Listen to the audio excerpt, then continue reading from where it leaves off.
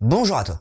T'es prêt à avoir des frissons dans le dos? Alors prépare-toi à suivre la voie de Scary Town. Ouh.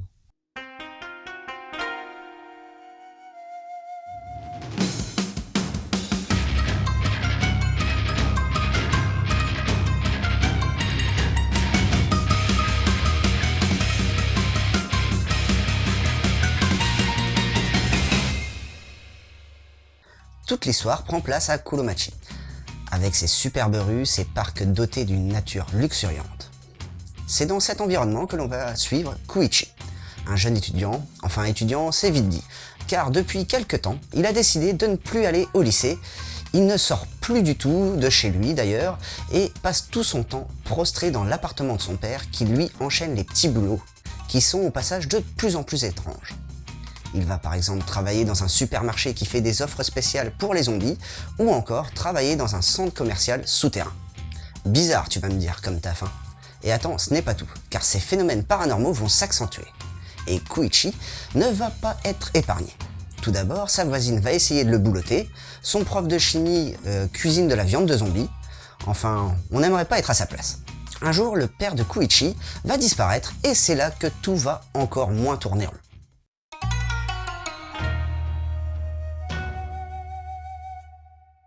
Alors, je te préviens, âme sensible, s'abstenir, car là on part sur un trait bien dark avec des ombrages assez sympas sur les monstres, ce qui les rend encore plus glauques et effrayants. Le trait reste précis et les expressions des visages sont vraiment bien retranscrites.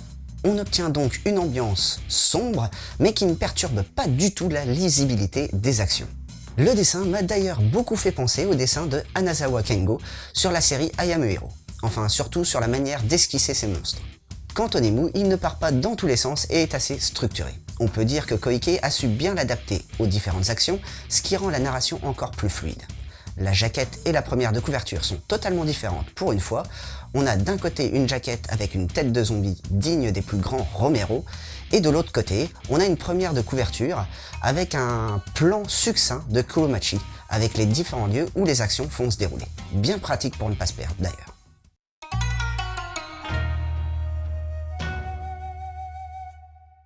Alors, Koike no Koto commence à pas mal être connu et Scary Town est sa 4e série parue en France. Tu dois sûrement déjà connaître Mushroom sur lequel on a déjà fait un mangado, ou encore Les Oubliés et surtout Rokusen, qui sont 3 séries basées sur l'horreur et le suspense.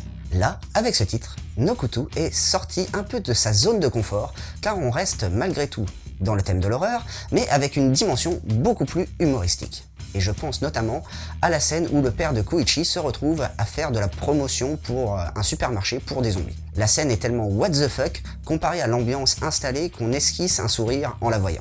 On a aussi notre héros qui est un parfait anti-héros et qui ne veut pas avoir trop de contact avec le monde extérieur. À l'inverse des personnages qui entourent Koichi, qui eux sont très stéréotypés et représentent à l'extrême les héros de films d'horreur. En disant ça, je pense surtout au père de Koichi, et en le voyant, tu comprendras vite pourquoi j'ai dit ça. L'auteur explique aussi dans le manga d'une manière très simple comment les gens se sont habitués à voir des phénomènes paranormaux, et j'avoue que l'explication est d'une logique implacable, et en même temps absurde. Mais je ne vais pas te révéler ceci, car ça serait gâcher totalement la surprise.